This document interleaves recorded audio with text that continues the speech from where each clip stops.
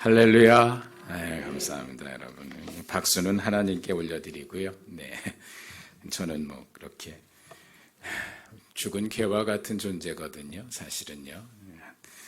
다만 하나님이 붙들어서 말씀을 전하는 사역자의 역할을 하는 것뿐이고 감사합니다. 어떻게 오셨습니까? 네, 죄인으로 왔습니다. 아멘. 옆에 분들한테 한번 여쭤보세요. 어떻게 오셨습니까? 죄인으로 왔습니다. 할렐루야. 아멘.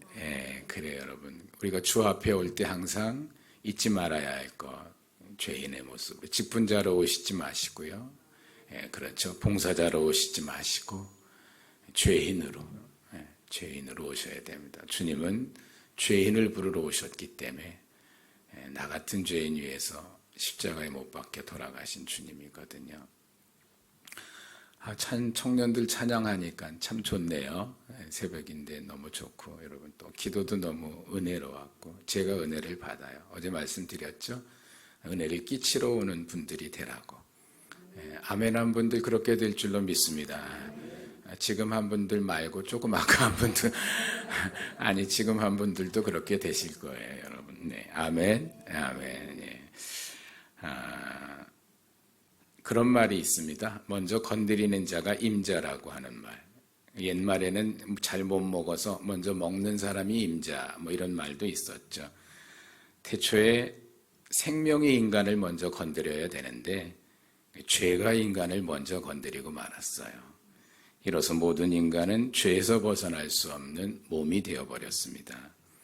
여러분 몸이 병들면 마음대로 할 수 있나요? 못하죠. 내가 병을 주장하는 게 아니라 병이 나를 주장하게 돼 있어요. 쉬운 얘기로 허리가 하나 아파. 허리가 아픈데요. 아픈 건 허리뿐인데 물건을 들 수가 없어요. 팔은 멀쩡해요. 그렇죠. 그런데 허리가 아프니까 물건을 못 들어요. 몸이 이때부터는 여러분 병에 의해서 조종당하기 시작합니다. 머리가 아프면요. 어지러워요. 그러면 다리는 멀쩡해요. 머리만 아프고 다리는 괜찮으면 원하는 데 가야 되는데 갈 수가 없어요. 병이 몸을 주장하게 되는 거예요. 죄가 마찬가지입니다, 여러분들. 우리가 죄를 관리하는 게 아니라 우리 힘으로 죄를 짓고 죄를 안 지을 수 있는 힘이 우리에겐 없어요. 이미 우리는 여러분 죄의 몸이 됐습니다. 아담과 하와가 죄를 지은 이후로 모든 인간은 다 죄인이 돼버리고 말았어요. 죄를 지어서 여러분이요, 목사님 난 죄를 안 졌는데 왜 자꾸 죄인이라 그러세요? 라는 생각을 교회 오시는 분들 중에서도 많이 가지고 계시거든요. 여러분 우리는 죄를 지어서 죄인이 아니고 죄인으로 태어났어요. 우리 속에 여러분 죄가 이미 있어요. 여러분 내가 죄 안 지니까 죄인 아닌 것 같죠? 아니 우리 속에 죄가 있는데 어떤 환경과 계기가 되고 어떤 문제가 일어나서 툭 건드리니까 죄가 와르르 쏟아져 나오는 거예요. 그렇죠? 나는 괜찮아, 기분 좋아, 괜찮은데 어떤 사람이 나에게 자존심을 건드려요. 그럼 갑자기 속에 있던 화가 우르르 쏟아져 나오는 거예요. 저 사람이 나에게 뭘 잘못해. 애들 같은 경우에 잘못하잖아요. 부모에게. 잘못한 거 넘어갈 수 있어요. 그런데 마음속에 저놈 언젠가 한번 혼내야지라는 게 여기 가득 차 있어. 그래서 애가 실수하게 되면 그냥 와르르 이렇게 쏟아내는 거예요.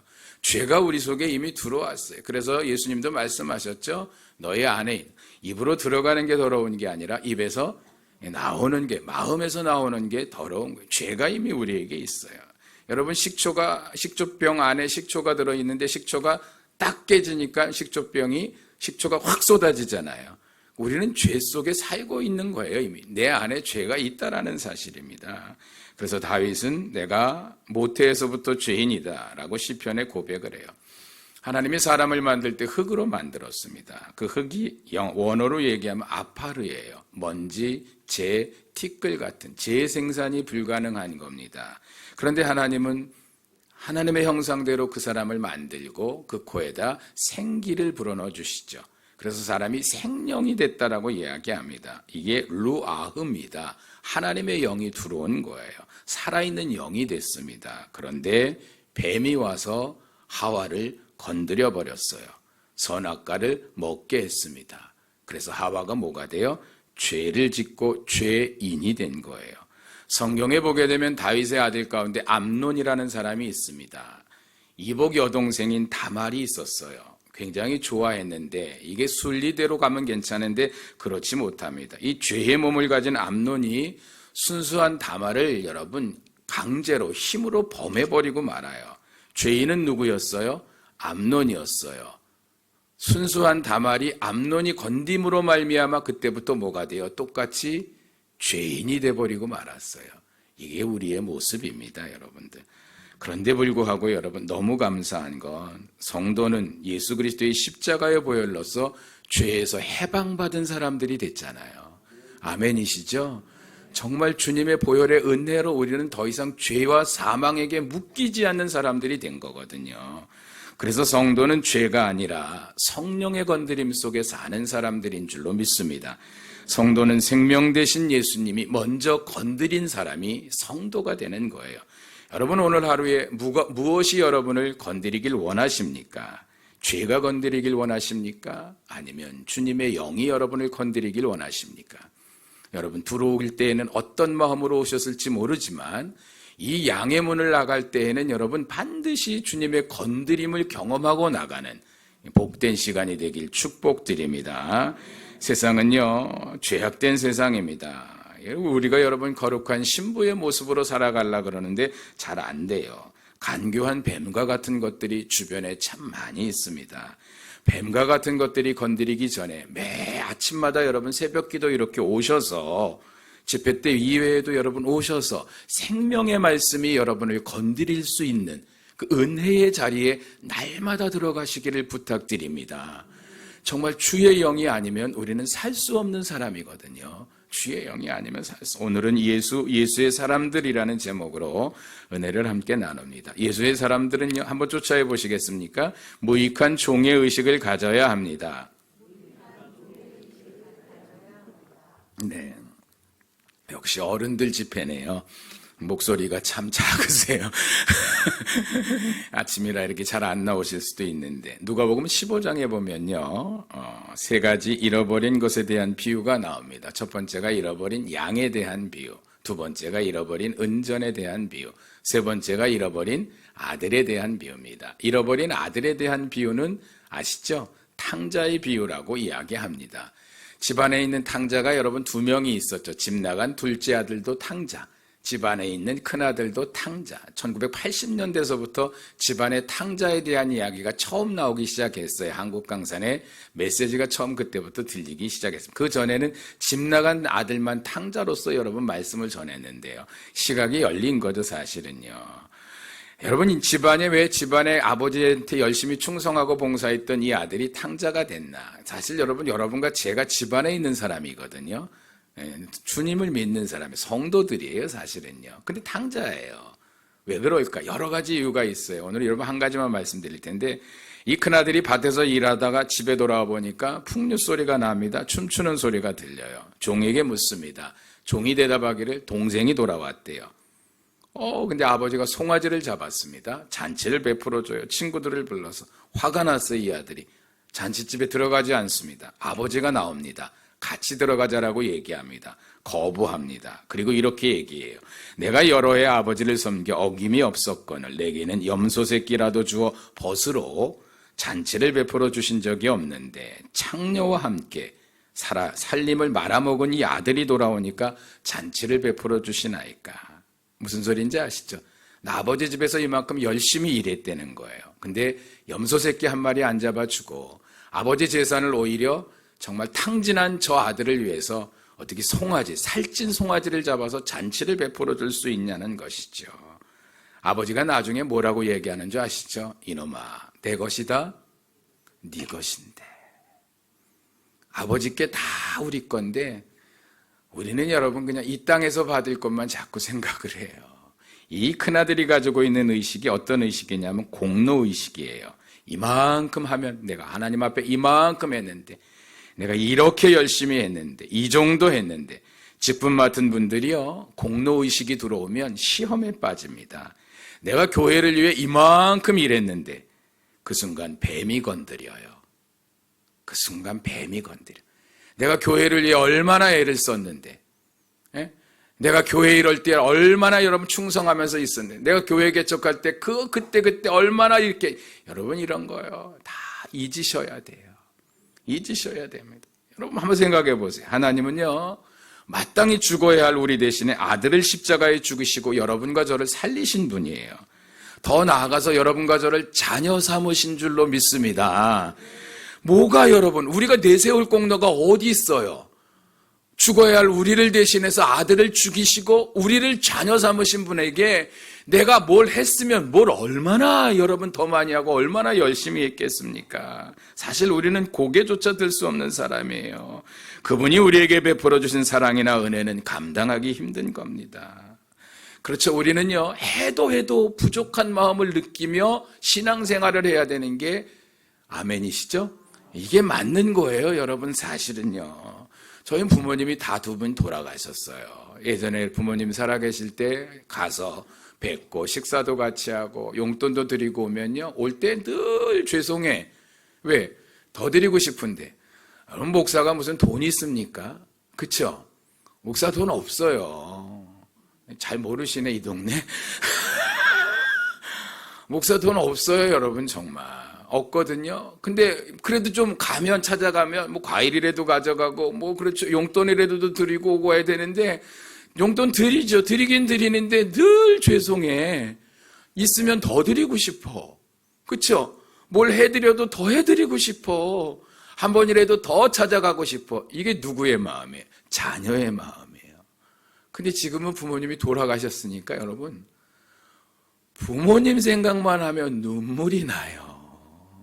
이 나이에도. 여러분, 여기 연세 드신 분도 앉아 계시지만 솔직히 부모님들 계셨잖아요. 여러분, 부모님 한번 생각해 보세요. 괜히 눈물 나죠? 여러분, 잘한 것보다 못한 것밖에는 생각이 안 나요. 살아 계셨을 때 좀 더 잘할 걸. 내가 진짜 철이 없었네. 나이가 들면 들수록 철이 없었다는 생각밖에는 안 돼요. 이게 목사라는 것 때문에 사람 구실 못한다라는 거, 자식 구실 못한다라고 하는 거, 그 핑계 하나로 여러분 정말 그렇더라고요. 여러분, 이런 말씀 드리는 거 죄송하지만요, 정말 목사님 위해서 많이 기도해 주시기 바랍니다. 목사님 가정과 여러분 그 미래들을 위해서 정말 눈물을 흘려 기도해 주셔야 돼요. 여러분의 기도밖에는 없어요. 기도밖에는 없습니다, 여러분들. 해도 부족을 느끼는 거예요. 신앙생활 하면서요, 부족을 느끼는 마음 가져야 합니다. 그렇죠? 교회 일도요, 해도 더 하고 싶어야 돼. 헌신해도 더 헌신하고 싶어야 돼요. 충성해도 더 충성하고 싶어야 돼. 기도해도요, 여러분 예배 드리고 나가죠. 오늘 새벽 기도 끝나고 나가더라도 아침에 또 오고 싶어야 돼요. 나 또 예배 드리고 싶어야 돼. 그런 마음이 우리에게 있어요. 주님 또 만나고 싶어야 되는 거예요, 여러분. 이게 자꾸 주님 더 사랑하고 싶고 더 주님에 대한 갈망의 마음이 내 속에서 나도 모르게 자꾸 살아나는 거. 이거 있어야 됩니다. 공로의식이 아니라. 여러분, 우리 여러분 찬송 많이 하는 찬송 중에 나 같은 죄인 살리신 주 은혜 놀라와 있잖아요. 정말 여러분 눈물이 앞을 가리지 않습니까? 이 나 같은 죄인을 위해 어떻게 주님이 죽어주셨을까? 생각만 해도 가슴이 먹먹해지죠. 정말 나 같은 죄인 위해서 어떻게 주님이 죽어주셨을까? 공로의식이 아니라 날 위해 죽어주신 주님께 늘 부족을 느끼는 마음으로. 할렐루야. 여러분, 누가복음 15장에서 17장으로 넘어가면 제자들이 예수님에게 이렇게 얘기해요. 저에게 믿음을 좀 더하여 주세요. 근데 주님이요, 그들에게 겨자씨 하나 할 만한 믿음에 대해서 얘기해 줍니다. 네가 겨자씨 하나 할 만한 믿음이 있으면 이 뽕나물들을 명하여 바다에 심겨져라. 그래도 심겨질 수 있다는 믿음에 대한 이야기를 들려줘요. 그리고 들려준 이야기가 하나 더 있어요. 그게 종의 이야기입니다. 어떤 종이 하루 종일 밭에서 일했습니다. 하루 종일 양도 치었습니다. 집으로 들어왔어요. 이제 씻고선 여러분 쉬어야 되는데, 저녁을 먹어야 되는데 주인이 불러요. 너 내 먹을 걸 좀 준비하고 내가 먹는 동안에 나에게 수종을 들어라 라고 얘기합니다. 그리고 내가 다 먹은 다음에 네가 먹고 싶은 거 쉬고 싶으면 그때 가서 쉬어라. 여러분, 주인이 그 모든 걸 다 할 동안에 종이 여러분 주인 옆에서 수발을 다 듭니다. 이게 사역으로 얘기하면요, 바깥에서 일하는 것. 그렇죠. 바깥에서 일하는 건 외적 사역이에요. 외적 사역. 우리가 예수 믿으면서 생활하는 거죠. 예수 이름으로 여러분 사람들에게, 그렇죠? 그리스도의 빛과 소금의 역할을 하며 사는 거예요. 안에 들어와서 주인을 여러분 대접하는 것, 주님과의 친밀한 교제입니다. 내적 사역이에요. 이게 성도들에게 있어서는. 이 외적과 내적을 다 한 다음에 여러분 주인이 편히 쉬어라라고 얘기했을 때 이 종이 뭐라고 대답하는 줄 아십니까? 아닙니다. 저는 무익한 종입니다. 마땅히 해야 할 일을 했을 뿐입니다. 여러분, 우리가 하나님 앞에 가져야 될 의식은요, 공로의식이 아니라 무익한 종의 의식이에요. 저는 마땅히 행할 일을 하는 거죠. 목사님이 여러분이 애썼다고 수고하셨습니다. 그럼 아닙니다, 목사님. 저는 무익한 종입니다. 마땅히 행해야 할 일, 하나님 앞에 마땅히 행해야 할 일, 예수님 앞에 마땅히 행해야 할 일, 우리의 이 영적인 후배들을 위해서 마땅히 행해야 할 일들을 저는 지금 하고 있는 것뿐입니다. 아멘. 여러분, 그렇게 될 줄로 믿습니다. 그렇죠? 늘 부족을 느끼는 의식, 늘 아파하는 의식, 늘 더하고 싶은 의식, 주님 앞에 정말로 해도 뭔가를 더 희생하고 헌신하고 싶어하는 이런 의식, 이게 주님이 인정하는 의식이에요. 어제 여러분, 주님, 저는 뭐예요? 죄인입니다. 오늘 이 새벽에 여러분, 주님, 저는 무익한 종입니다. 이 고백이요, 겨자씨 하나일 만한 믿음을 가지고 뽕나무를 명하여 바다에 심겨지는 기적을 일으키는 그 믿음보다도 더 큰 믿음이에요. 이런 고백을 할 수 있다라고 하면 여러분은 정말로 겨자씨 하나를 가지고 일으키는 기적 같은 믿음보다도 더 큰 믿음을 소유하고 있다라고 하는 사실 믿으셔도 됩니다. 이 의식 하나만 가져도 여러분이 한 일들을요, 보이기 위해서 하는 분들 안 계시잖아요. 그렇죠. 사람이 안 보면 어떻습니까? 이 새벽에도 여러분 정말 미리 오셔가지고 예배 준비하는 분들 틀림없이 있으셨을 거예요. 사람 안 봐요. 누가 보실까요? 주님이 보시지요. 그렇죠. 우리가 부르는 찬양 중에 이 찬양이 있잖아요. 주님이 기억하시면 족하리. 기억하세요? 천사도 흠모하는 아름다운 그 모습 한번 해주실래요? 천국에서 뭐같이 빛나리? 해같이 빛나리. 당신의 그 섬김이. 한번 여러분이 아침에 우리가 정말 주님 앞에 이런 마음으로 헌신하겠습니다라고 찬송 한번 불러봅시다. 당신의 그 섬김이, 그 섬김이 천국에서 해같이 빛나리. 당신의 그 겸손이 천국에서 해같이 빛나리. 당신의 그 믿음이 천국에서 해같이 빛나리. 당신의 그 충성이, 당신의 그 충성이 천국에서 해같이 빛나리. 주님이 기억하시면 족하리. 예수님 사랑으로 가득 찬 모습, 천사도 흠모하는 아름다운 그 모습, 천국에서 해같이 빛나리. 할렐루야. 그래 여러분, 그냥 여러분 얼굴이 해같이 환해지게. 아멘. 근데 이 찬송 부르는데 별로 해같이 안 보였어요. 해같이 빛나게, 좀 환하게. 고린도전서 3장에 보면요, 공적에 대한 이야기가 나와요. 우리가 주를 위해 일을 했는데 어떤 사람은 금이나 은이나 보석으로 공적을 쌓고 공력을 쌓다라고도 얘기하죠. 어떤 사람은 나무나 풀이나 지푸로 공력을 쌓다라고 얘기해요. 그런데 하나님 나라에서 이 공력에 따라 상급을 받는데 시험이 한 번 있습니다. 뭔지 아시죠? 불로 시험을 당해요. 그런데 나무나 풀이나 집으로 쌓은 공력은 다 어떻게 돼요? 없어져, 사라져. 근데 금이나 은이나 보석 같은 공력은 불 가운데 속에서도 남아있어요. 주님이 이걸 기억하시는 거예요. 마땅히 행할 일을 했죠, 제가. 저는 무익한 종입니다. 저는 죄인일 뿐이지요. 이런 마음으로 하는 거. 이게 십자가를 통과하는 마음으로 하는 거거든요. 이 은혜 가운데 속에 우리가 들어가 있어야 돼요, 여러분. 나는 마땅히 행할 일을 했습니다. 무익한 종입니다라는 의식을 가지시길 바랍니다. 두 번째로 예수의 사람들이 남겨야 할 것이 있습니다. 그게 뭐냐 하면 오직 예수인 줄로 믿습니다. 호랑이는 죽어 가죽을 남기고 사람은 죽어 이름을 남긴다고 하지만 예수의 사람인 여러분과 저는 오직 예수만 남기는 사람들 되어야 할 줄로 믿습니다. 연세 드신 부모님들 자녀들에게 뭐 남겨주시겠습니까? 돈 아니라 그랬죠. 집 아니라 그랬죠. 땅 아니라 그랬죠. 예수만 남겨주시기 바랍니다. 진짜 예수 남겨줘. 그렇게 얘기하세요. 엄마 아빠 너희들에게 남겨줄 거 없어. 예수밖에 없다. 예수 준다.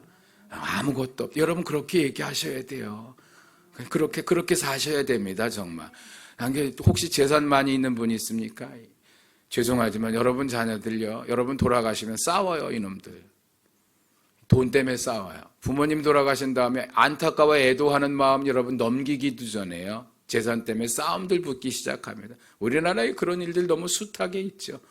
또 없는 것도 그래도 너무 감사하고 은혜일 수가 있어. 화목하게 애들이 지낼 수가 있으니까. 그렇죠? 돈 많으신가 봐 하면 전혀 아멘을 안 해요. 베드로는요 한때 무리를 걷기도 하고 주는 그리스도시요 살아계신 하나님의 아들이라고 고백도 했습니다. 주님이 가시는 곳엔 빠지지 않고 갔던 세 사람 중에 한 사람이 베드로였어요. 주님이 어느 날 말씀하셨습니다. 나 십자가에 달려 죽을 거야.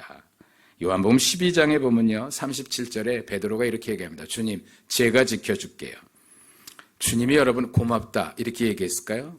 여러분 목사님이요 여러분 죄송합니다. 이 동네 깡패들이 저를 불러가려 그러네요. 그러면 여러분 뭐라 그러겠어요? 목사님 제가 지켜드릴게요.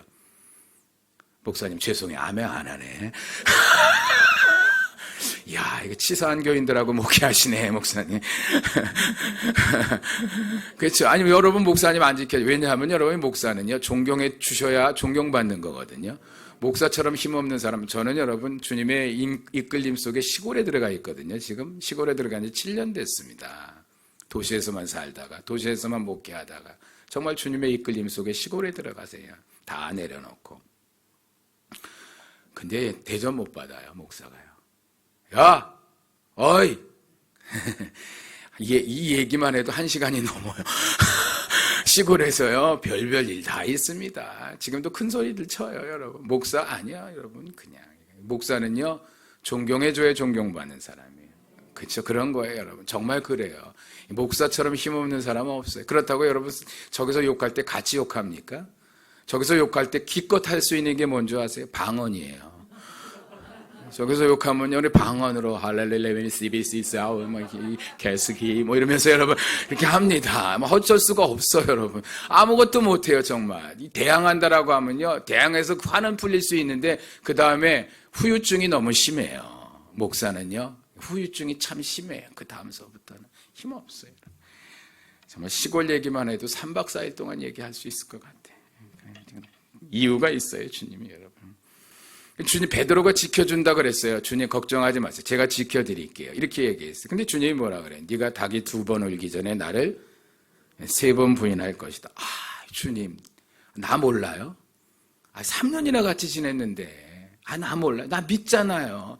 쟤네들이 다 주를 버릴지언정 나 주님 안 버려요. 장담했죠. 그 제자들도 아니에요 주님, 저희도 주님 안 버립니다 라고 장담했어요. 진심이었을까요? 거짓이었을까요? 진심이었죠. 그렇죠. 진심이었죠. 3년이나 주님과 진심이죠. 이거 주님 지켜드린다라고 하는 말 진심이, 끝까지 주님과 함께 하겠다라고 하는 말 진심이었을 거예요. 당연히 진심이에요. 여러분 예수 믿는 거 여러분 진심이에요? 거짓이에요? 주님 사랑하는 거 진심이에요? 거짓이에요? 진심이죠. 여러분 십자가의 길 가고 싶은 거 진심이에요? 거짓이에요?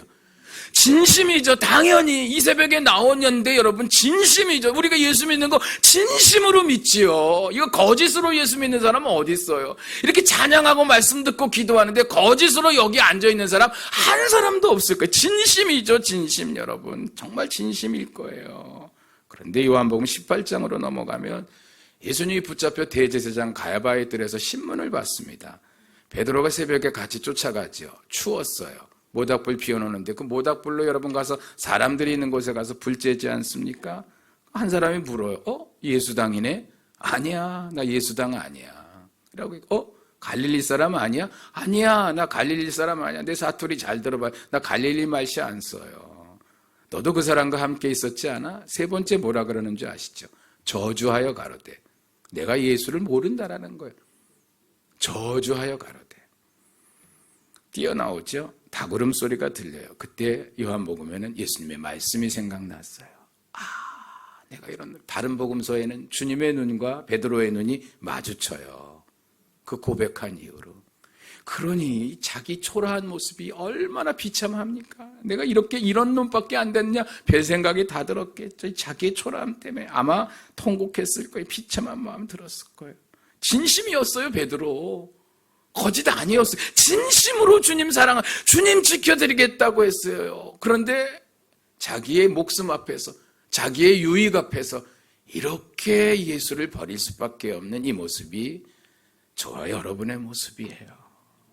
여러분, 우리가 신앙의 길을 가는 동안에 실패해요. 실수합니다. 이 순례의 길은요, 실수하고 실패하고 넘어지면서 가는 길이에요. 장담도 해요. 정말 여러분 진심으로 얘기도 해요. 소리도 쳐요. 나 십자가 절대로 놓치지 않겠다라고 해요. 그런데 십자가 앞에서 도망가는 제자들의 모습이 여러분과 저의 모습이에요. 그래서 이 길은 눈물 없이 피 없이는 못 가는 길입니다. 여러분 실수하고 실패해요. 넘어질 때 있어요. 그때 여러분 분명히 깨달아야 할 것. 내가 이 부족한 사람이라고 하는 사실 깨달아야 합니다. 내 믿음 아무것도 아니었구나. 내가 몇십 년 동안 예수 믿은 이거 정말 아무것도 아니었구나. 다 소용없구나. 이게 내 힘으로 안 되는구나. 그래서 나에게는 예수가 필요하구나. 그래서 나에게는 주님이 필요한 거였구나. 여러분 넘어질 때마다 실수할 때마다 고백하세요. 주님, 역시 저는 주님 없이는 안 되는 사람이네요. 그래서 저는 주님이 정말로 필요합니다. 주님, 저는 주 없이는 못 삽니다. 주님, 저 좀 도와주세요. 저 오늘도 또 이렇게 넘어졌어. 어떻게 하면 좋아? 예수님, 저 좀 붙잡아 주세요. 그래요, 여러분. 부족하지만 실수하지만 또 넘어지지만 완전하신 주님 붙들고 살겠다라고 그렇게 고백하시기 바랍니다. 이런 넘어짐과 깨어짐, 부서짐의 과정을 통해서 여러분의 영성이 자라는 겁니다. 아기들이 걸음마할 때 넘어져요, 안 넘어져요? 다 넘어져요. 여러분 어린아이로 좀 커가지고 자전거 배운다고 두 발 자전거 타다 보게 되면 안 넘어지고 타는 아이들이 있나요? 다 넘어져요. 그러면서 성장하고 그러면서 배우는 거예요. 예수의 사람의 길도 마찬가지예요. 여러분 실수도 있어요. 실패도 있어요. 여러분 실수하고 실패하고 죄질 때 너무 숨기려고 하지 마세요. 교회 와서도 의인인 척하지 마세요. 주님 앞에 다 쏟아놓으세요. 주여, 제가 이렇게 허접한 사람이에요. 제가 이렇게 죄를 또 졌네요. 이 화 안 내려고 그랬는데 이 또 화가 났네요. 내가 이런 짓 안 하려고 그러는데 내가 또 이런 짓 하네요. 아버지, 난 아버지 없으면 안 되는 사람이네. 나 좀 잡아줘요.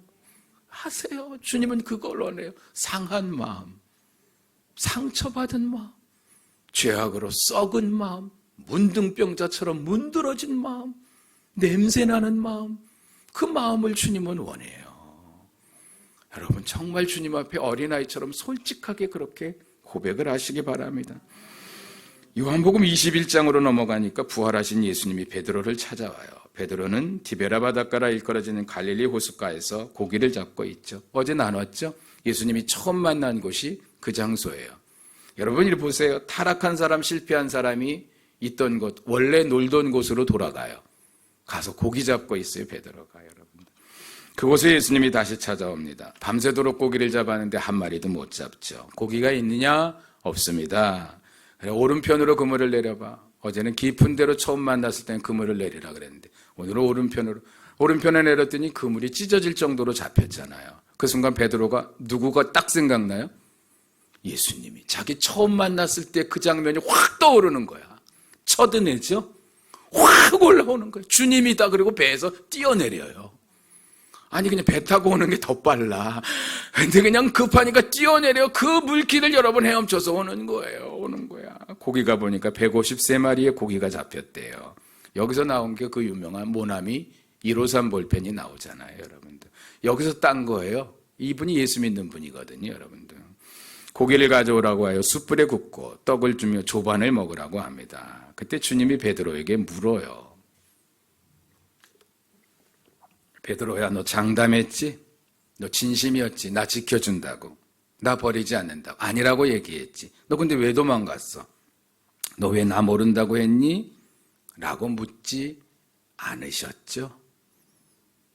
그리고 베드로에게 뭐라고 물어요? 베드로야, 너 나 사랑하니?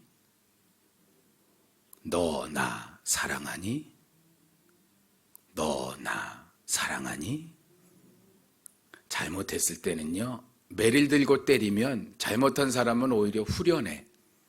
그런데 매도 안 들고 여러분 꾸짖어야 될 사람이 눈물을 흘리면서 미안하다, 내가 잘못했네 이러면요, 이거 미치죠. 이거 가슴 찢어지죠. 이거 어찌할 바를 몰라요, 여러분들. 주님의 이 말씀은요, 이런 말씀이에요. 베드로야, 나 정말 너 사랑하거든. 네가 나에게 등을 돌려도 나 너 사랑해. 네가 나를 모른다고 부인해도 나 너 사랑하고, 네가 나를 버려도 나 너 버리지 않아. 나 너 사랑하는데 너 정말 나 사랑하니? 이렇게 물으시는 거예요, 주님. 이게 우리에게 묻는 물음이죠. 네가 어떤 모습이라도 나는 너를 사랑하는데, 네가 어떤 상태라도 나는 너를 사랑하는데, 네가 어떤 위치에 있든지 나는 너를 사랑하는데 너도 나를 사랑하니? 바보 같은 사랑이죠. 머리로는 이해가 안 되죠. 그런데 주님은 그 사랑을 가지고 이 새벽에도 여러분을 찾아오시는 줄로 믿습니다. 아무개 집사야, 아무개 성도야, 아무개 권사야, 아무개 장로야, 나 너 사랑하는데 너 정말 나 사랑하니? 물어요, 여러분. 내 마음에 주를 향한 사랑이, 정말 우리가 그 찬양을 불렀는데 여러분 그 고백대로 정말 살았으면 좋겠습니다. 거룩한 주의 신부가 되어서 나도 주님 사랑해요. 신부가 신랑을 사랑하는 것 같은 마음으로 나도 주님을 사랑하는데, 사랑을 고백한 후에 여러분 주님이 베드로에게 물었을 때 이 베드로가 제대로 고백하지 못하니까, 주님, 저도 주님을 사랑하는 줄 주님이 아시지 않습니까? 이렇게 고백을 해요. 그때 주님이 들려주는 말씀, 나를 따르라 말씀이에요. 나를. 이게 뭐예요? 어제 말씀드렸잖아요. 새로운 세계로 들어가자. 네가 놀 자리가 이제 이 땅이 아니야. 하늘의 세계가 있어. 육의 세계가 아니야. 영의 세계가 있어. 이제 네가 알지 못하는 신령한 세계가 있어. 그 세계로 들어가자라고 베드로를 이끌어와요. 그리고 사도행전 2장으로 넘어갑니다. 그때 10일 동안 백성들이, 여러분 제자들과 함께 사람들이 기도하지 않습니까? 그때 하늘이 열려요. 불이 혀처럼 갈라지면서 그들에게 임합니다. 그렇지 않습니까? 정말로 큰 소리들이 그들에게 들리면서 성령이 임하는 역사가 그들에게 나타나요. 하늘의 영을 받게 되죠. 성령을 받습니다. 베드로가 변하게 됩니다.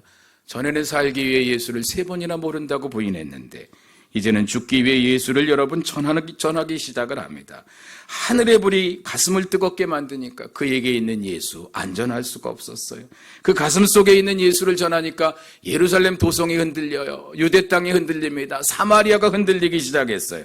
그 가슴 속에 있는 예수를 전하니까 하루에 3,000명, 5,000명씩 회개하는 역사가 나타났습니다. 그리고 사도행전 3장, 여러분 오늘 읽어줬던 말씀까지 또 넘어온 거예요. 기요한과 기도하러 성전에 올라가니까 성전 미문에 안진뱅이 있었잖아요. 안진뱅이가 뭔가 얻을까 바라보게 되니까 베드로가 뭐라고 얘기합니까? 나 금 없다. 나 은 없다. 하지만 내게 있는 것 있다. 뭐예요? 예수다. 할렐루야. 내게 있는 것 내게 주노니 나사렛 예수 이름으로 명하노니 일어날지어다. 그렇죠, 여러분. 예수만 줄 수, 예수밖에 없어. 그가 성령을 체험하고 남은 건 예수밖에 없었어요. 훗날 여러분, 이 베드로가 순교하지 않습니까? 십자가에 거꾸로 매달려 순교하고, 나 예수님처럼 죽을 자격도 없다고 십자가에 매다는데, 나 이렇게 죽을 자격도 없다고 거꾸로 매달아 달아요. 그래서 거꾸로 매달려 죽어요. 그가 죽은 후에 남긴 게 뭔데요? 예수밖에 없어요. 성도들은 예수를 주는 사람 돼야 할 줄로 믿습니다. 그래요, 여러분들. 여러분 여기 교회 학교 교사들 있으시지 않습니까? 아이들 가르치는 교사들요. 여러분 교회 오는 아이들에게 말씀하세요. 선생님들 너에게 줄 거 없어. 예수밖에 없어. 선생님 금 없어. 선생님 은 없어. 나 그런데 줄 거 있어. 예수밖에 없어. 부모님들 반드시 자녀들에게 이 말을 꼭 해주셔야 돼요. 나 너에게 남길 거 없어. 줄 거 없어. 하지만 내가 너를 위해 위해 줄 수 있는 건 단 하나야. 미안하다. 나 예수밖에 없거든, 내 인생에. 내 예수 정말 주고 싶은 게 이 엄마의 소원이고 아빠의 소원이다. 그거밖에 없어요. 우린 그거밖에. 교회가 주는 것은 예수밖에 없습니다. 부족하다고 생각하니까 세상의 것 자꾸 주려고 그래. 아니요, 여러분. 베드로는 성령을 체험한 후 예수를 주는 인생이 됐어요. 여러분과 저도 예수만 줍시다. 죽은 후에 여러분 이름 가운데 속에 정말 예수 이렇게 남깁시다. 그래요, 여러분. 그리고 여러분 자녀들에게 돌아가실 때에도 예수, 아이들에게 그 한마디 얘들아, 예수, 이거 남기고 돌아가세요. 정말 예수, 할렐루야. 다 알죠, 여러분. 제가 여러분에게 이 수없이 이 5번의 설교를 하지만 다 예수에 대한 설교 외에는 없어요. 정말 예수밖에 없어. 제가 여러분 드리는 설교는 그냥 오직 예수. 이게 복음이에요. 이게 초대교회 사람들이 전했던 복음이에요. 여기 자꾸 사람의 것들이 들어오게 되니까 이게 어제 말씀드린 대로 예배가 신령과 진정으로 드리는 예배가 될 수가 없었던 거예요. 말씀밖에 없는 거, 예수밖에 없어요, 여러분. 마지막 세 번째로 여러분, 예수의 사람은요, 한번 쫓습니다. 나의 왕은 오직 예수.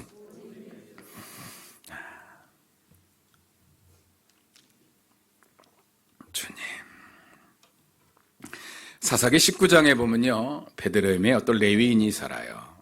그런데 첩을 뒀어. 아이, 참 못된 놈이죠. 첩을 뒀어, 첩을. 레위인이면 여러분 종교인이에요. 하나님 믿는 사람이라는 거죠. 첩을 뒀어. 근데 이 첩이요, 데리고 살았는데 또 행음을 해요. 나쁜 짓을 또 한 거예요.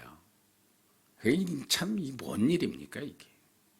결국은 이 첩이 집으로 돌아갑니다. 시간이 지난 다음에 레위인이 그 첩을 용서해요. 그리고 집으로 데려와야지. 그리고 장인의 집으로 가서 데려오려고 그러는데 장인이 자기 딸 데려간다 그러니까 나쁜 짓 했는데 고맙죠. 그래서 여기서 좀 묵고 가라고. 하룻밤을 묵어요. 다음날 가려고 그랬더니 하루 더 묵으라고. 그래서 5일 동안을 묵어요. 너무 늦어가지고 이제 5일 돼가지고 여러분 출발하는데 해가 떨어졌어요. 갈 수가 없어요, 깜깜해서. 근데 그 지역이 여부스 지역이야. 이방인 땅이거든요. 조금만 더 가면 베냐민에 속한 기브아 땅이 있었어요. 그래서 그곳으로 갑니다. 그곳에 가서 앉아있는데 예수 믿는 사람들은요, 율법 가운데 있어요. 나그네가 오면 자기 집으로 데려가서 그 사람을 대접하는 거 있었거든요. 아무도 와서 여러분 자기 집으로 가자는 사람이 없어요. 그게 어떡합니까, 여러분들? 그냥 있었는데 한 노인이 오더니 자기 집으로 가자는 거예요. 그래서 자기 집으로 갔습니다. 그래서 여러분 대접을 해주는데 동네 불량배들이 본 겁니다. 그 집에 와서 문을 두드려요. 시비가 붙었어요. 왜 그러냐 그랬더니 조금 아까 들어간 사람 내보내라는 거야. 우리가 그와 관계를 갖겠다라는 겁니다. 나쁜 놈들이죠. 이상한 짓 하겠다라는 거예요, 쉽게 얘기해서. 이 노인이 어떻게까지 얘기하냐면 내게 남자를 알지 못하는 딸이 있다는 거야. 그 딸을 내어줄 테니까 이 사람들은 우리 집에 온 손님이니까 건들지 말라라고 얘기했는데 안 들어요. 그래서 결국 어쩔 수 없이 이 레위인이 첩을 내주게 됩니다. 근데 밤새도록 나쁜 일을 당한 거예요. 아침이 돼가지고 여러분 레위인이 문을 열고 나와보니까 문고리 붙들고 죽은 거야, 이 여자가요. 이 여자를 자기 나귀에 싣고서 집으로 돌아가 토막을 냅니다. 12토막으로요. 그래서 여러분 12지파에 다 보내요. 한 집. 완전히 난리가 났죠. 12지파가. 이스라엘의 지파가 12지파잖아요. 미디안에 모입니다. 무슨 일인지 듣습니다. 이런 일이 있었다고 그래요. 이거 용서하지 못할 놈들이네.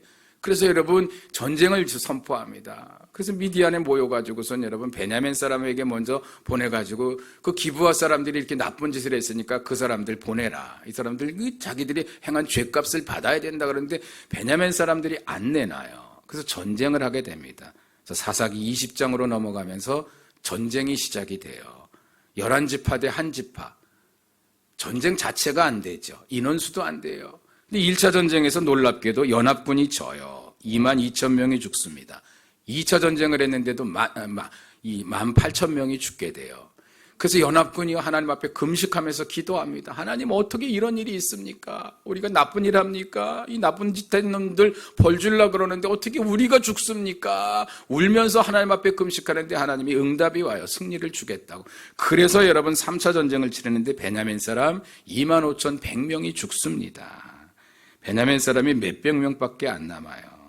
베냐민 지파에게는 딸들을 주지 않겠다고 11지파가 결의를 합니다. 한 지파가 사라질 위기에 놓였어요. 승리는 했지만 미스바에 모여서 하나님 앞에 대성통곡을 합니다.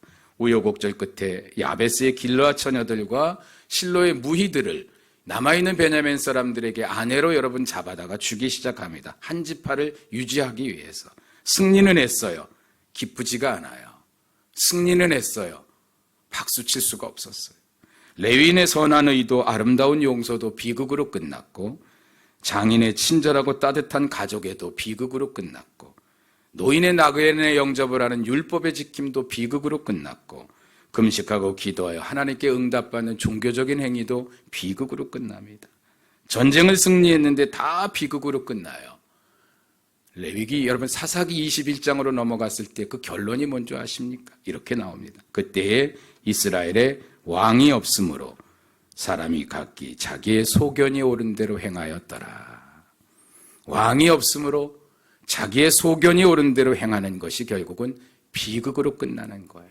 왕이 없으므로. 예수의 사람들은 예수를 왕으로 삼고 사는 사람들이 되어야 할 줄로 믿습니다. 왕이 없어지니까 지금 이 시대는요, 예수를 믿는다고 하면서 자기의 소견이 옳은 대로 믿어요. 이 시대가 그렇게 됐어요. 자기의 소견이 옳은 대로 살아나갑니다. 신앙생활, 자기의 소견대로 신앙생활해요. 이유가 뭔지 아세요? 왕이 없으므로입니다. 아십니까, 여러분? 예수님 없어도 기도할 수 있어요. 예수 없이도 봉사할 수 있어요. 예수 없이도 찬양할 수 있습니다. 아십니까, 여러분? 예수 없이도 예배한다고 여러분 성전에 올 수 있어요. 그런데 그 비극이에요. 그 마지막은 심판입니다. 사망입니다. 지옥입니다. 그 끝이 비극이 될 수밖에 없어요. 예수 없이 예수 믿는 사람 얼마나 많은지 모릅니다. 여러분, 우리는 예수를 우리의 왕으로 삼아야 할 줄로 믿습니다. 여러분이 그동안 주인 삼았던 것 하나씩 둘씩 내려놓고, 우리가 죽기 전에 다 내려놓거든요. 일찍 내려놓을수록 일찍 하늘의 것을 경험해요. 여러분, 제가 이렇게 말씀드리는 게 어제 저녁에 말씀드렸는데 그냥 말씀이 아니라 제가 체험해 보니까, 경험해 보니까 말할 수 없는 하늘의 것들이 너무나 많으니까, 너무나 좋으니까, 견딜 수가 없으니까 세상에 좋다고 하는 것들이 정말 의미가 없어요. 아무것도 아닌 것에 대해서 정말 한순간에 느끼고 깨달아지는 그 은혜들이 여러분에게 임해요. 우리가 그거 경험하면서 예수 믿어야 돼요. 정말 하늘 백성, 하늘 시민인데 하늘의 것 아무것도 경험하지 못하고 땅의 것 좀 더 좋아진다고 좋아하고, 땅의 것 더 누린다고 좋아하고, 이런 기쁨하고는 상상도 안 되는 기쁨들이 예수와 통하면서 여러분 나타나는 일들이 너무 많아요. 정말 견딜 수가 없을 정도의 일들이요. 사랑하는 성도 여러분, 여러분이 주인 삼았던 것 하나씩 둘씩 내려놔 보세요. 아멘. 오늘 저녁에 그 말씀을 좀 드릴 겁니다, 여러분. 그리고 마지막 가는 길까지 주님을 왕으로 삼고 주인으로 삼고 가는 여러분이 되시길 주의 이름으로 축복드립니다. 아멘. 찬양하고 함께 기도하죠.